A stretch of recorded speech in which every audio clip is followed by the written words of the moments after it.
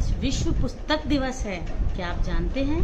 आप सभी को विश्व पुस्तक दिवस की हार्दिक शुभकामनाएं। आज मैं आपको सुनाने जा रही हूँ एक बहुत ही अच्छी कहानी, लेखक आदरणीय गोविंद शर्मा जी की, जो बाल लघु कथा व्यंग विधा 1971 से लिखते आ रहे हैं। अब सुनाने जा रही हूँ गलती बंट गई। सुनिए, बहुत ही अच्छी कहानी है। बब्बू उछलता कूदता घर में घुसा ही था। उसकी खुशी देखकर घर में सब समझ गए थे कि आज वह गली में खेले जाने वाले क्रिकेट में कुछ जीत कर आया है। हो सकता है उसने खूब रन बनाए हो, किसी अच्छे खिलाड़ी को आउट किया हो, या ऐसे ही कुछ और। अभी पता चल जाएगा। ये खेल सारी कहानी सुनाएगा रोज की तरह। ये खुद ही सारी कहानी सुना देगा। वह कुछ बोले इससे पहले ही उसकी मम्मी ने कहा, खेल कर आए हो इसलिए घर में आते ही हाथ साबुन से साफ करोगे, ये तो मुझे पता है, पर पहले मेरा एक काम करो, किचन में जाओ, वहाँ सब्जी के छिलकों से भरा एक पॉलीथीन है, वे छिलके गली में घूमने वाले किसी गाय या सांड को खिलाओ। इतने में मैं तुम्हारे लिए अच्छी सी डिश बना देती हूँ। बब्बू ऐसे काम फौरन कर देता है। उसने छिलकों से भरा पॉलीथीन उठाया और घर से निकल गया। जब रोज की तरह वो जल्दी ही वापस आ जाता है, आज देर से आया, उदास, गुमसुम और थोड़ा डरा हुआ भी। उसकी ये हालत देखकर मम्मी घबरा गई। उन्होंने उससे पूछा, पर बब्बू ने कुछ नहीं कहा।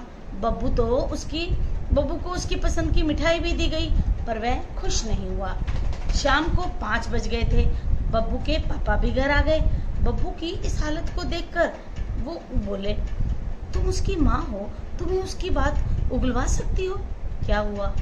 हो सकता है गली में घूमने वाले पशुओं में से किसी ने उसे चोट पहुंचाई हो। मैंने तो तुम्हें कई बार कहा है कि इनसे दूर रहना चाहिए। मम्मी काफी कोशिश करने के बाद बब्बू बोला, आज मुझसे एक गलती हो गई।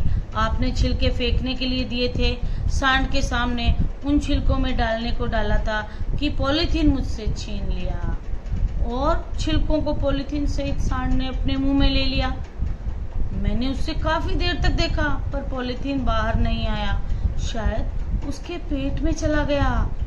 शायद गलती हो गई। हाँ बेटे, गलती तो हो गई। पेट में गया पॉलीथीन नुकसान ही करता है, पर अब हम कर ही क्या सकते हैं। इस बात पर तुम दुखी मत हो, क्योंकि सारी गलती तुम्हारी नहीं, मेरी भी गलती है। मुझसे भी छिलके उस पॉलीथीन में डालने नहीं चाहिए। मैंने ये गलती की, किसी बर्तन में डाल देती तो ऐसा ना होता। बंट गई ना गलती हम दोनों के बीच। अब खुश हो जाओ, अब ये गलती हम दोनों की हुई। जाओ। बब्बू कुछ बोले उससे पहले ही पापा यहाँ आ गए। बोले, गलती बंट रही है, उसमें मेरा भी हिस्सा है। ये पॉलीथीन घर में मैं ही तो लाया था। अगर घर से कपड़े का थैला लेकर जाता तो सब्जी उसमें आती। पॉलीथीन तो सब्जी में, पॉलीथीन घर में नहीं आता, इसलिए ये मानो गलती 3 जगह बंट गई है। बब्बू कुछ बोलने को हुआ कि दादी जी वहाँ आ गई। गलती 3 जगह की नहीं थी। अब वो कहती हैं, पहले ये गलती और बटेगी चौथे हिस्सेदारी में। पहले मैं कपड़े के थैले बनाकर घर में रखा करती थी, लेकिन अब मैं ऐसा नहीं करती। ये इसीलिए पॉलीथीन चला। मैंने थैले बनाने बंद कर दिए। अब मैं थैले बनाना फिर शुरू करूंगी, ताकि पॉलीथीन घर में आए ही नहीं।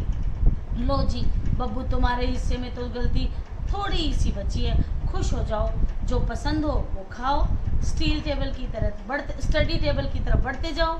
अब इस गलती का अफसोस ना करना। कहाँ बची है गलती?